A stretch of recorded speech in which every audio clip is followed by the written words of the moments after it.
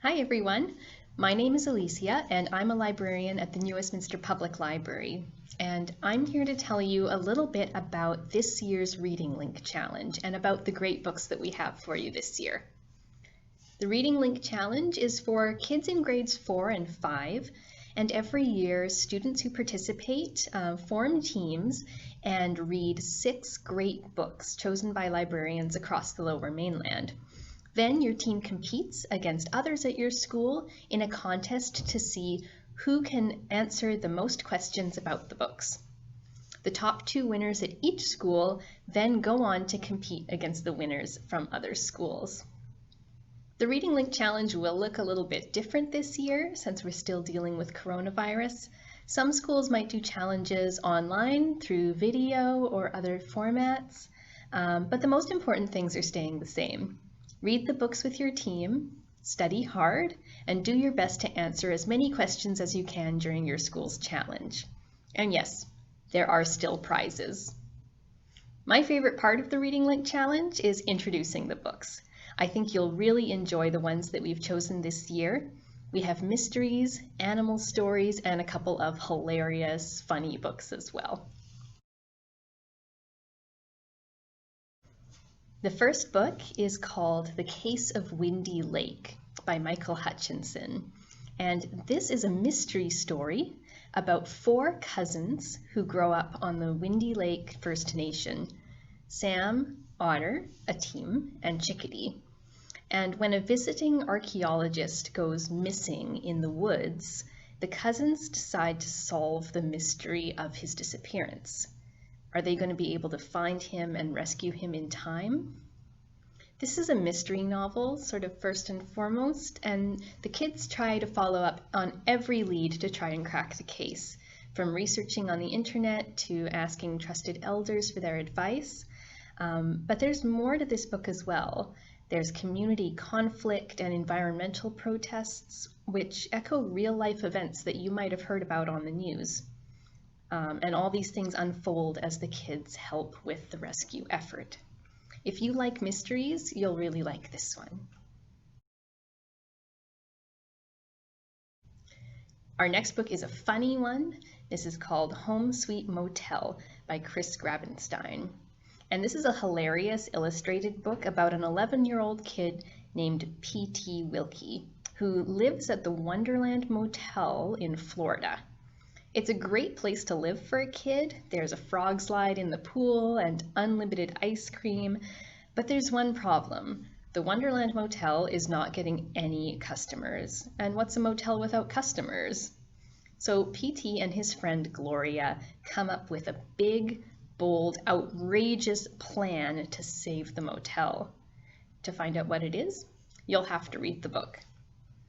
Home Sweet Motel is full of wacky, goofy humor and hijinks.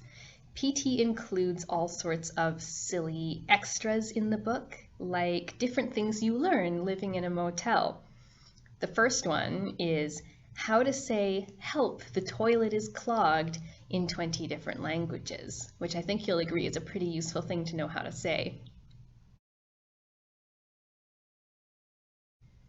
Our next book is called Life According to Ogg the Frog by Birney. Do you like Life According to Humphrey?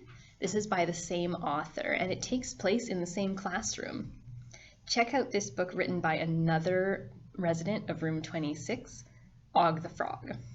So Ogg the Frog, he kind of misses his old life at the pond where he used to live, but he really does like the endless supply of crickets that he gets in the classroom.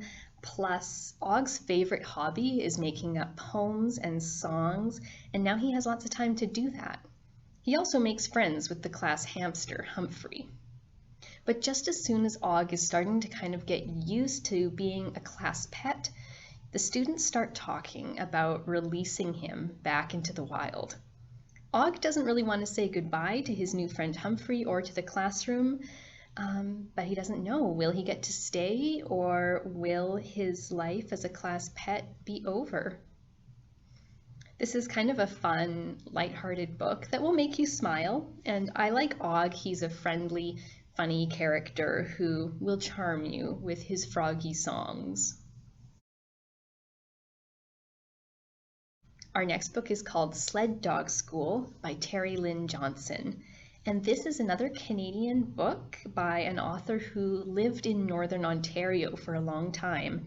This book is based on some of her own experiences. She used to have 18 sled dogs, and now she's a conservation officer. So you can already tell that this book is going to have a lot of stuff about the outdoors, nature, and of course, dogs.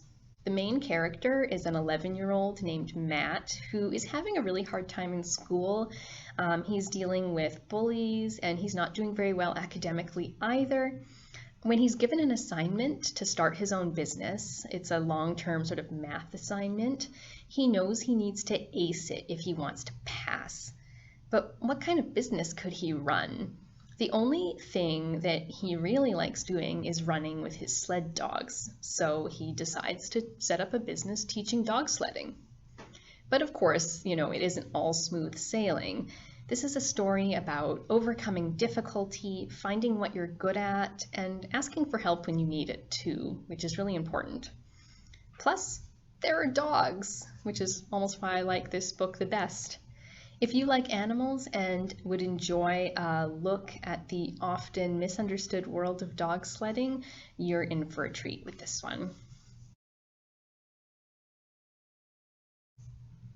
Our fifth book is called 3 Times Lucky by Sheila Turnage.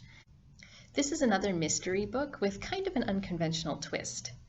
11 years ago, a baby girl named Mo was washed downstream by a hurricane and rescued by a stranger.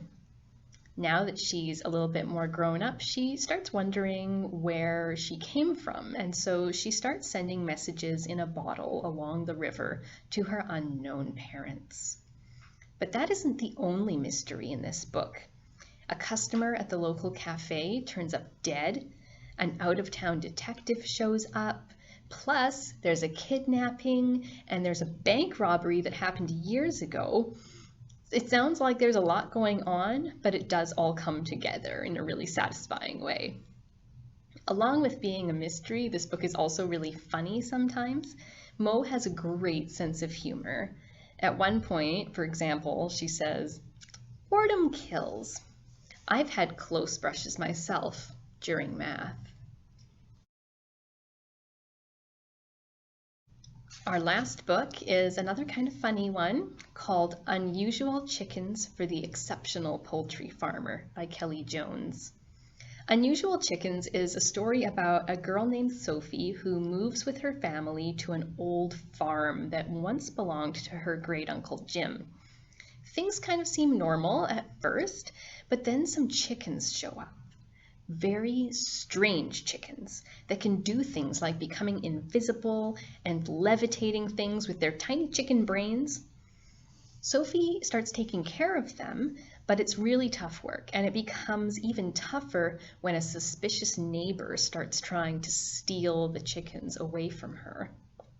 So this is a funny book, and you can tell that just by the title and by the chickens with weird powers, but it also has some serious moments. Sophie is one of the only people in her new community who isn't white, and while nobody says or does anything really mean to her, some people make assumptions about her and her family that just aren't true. Sophie's grandmother has also died recently, and we see Sophie writing letters to her as a way to deal with that. Despite all the changes in her life, though, Sophie is a resourceful, sunny, and determined character who you will really root for her and hope she succeeds. And you might learn some extra weird facts about chickens too, who knows? So those are all of our books for the Reading Link Challenge this year. I hope they inspire you to join the challenge, and happy reading! Bye!